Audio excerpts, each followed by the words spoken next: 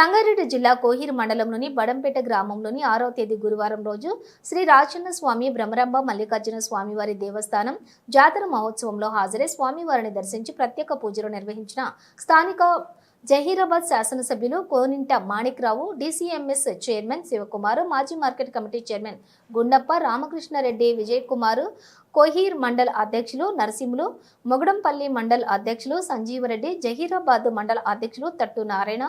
జరాసంగం మండల అధ్యక్షులు వెంకటేశం, నియోజకవర్గం ఎస్సీసీఎల్ అధ్యక్షులు బండి మోహన్, పిఎస్సిఎస్ చైర్మన్ ముచ్చేందర్, మాజీ ఆలయ చైర్మన్ నరసింహగౌడ్, పరమేశ్వరు పటేలు, రఘుపతిరెడ్డి, శ్రీనివాస్, రాజు, శివ, స్వామి తదితరులు పాల్గొనడం జరిగినది.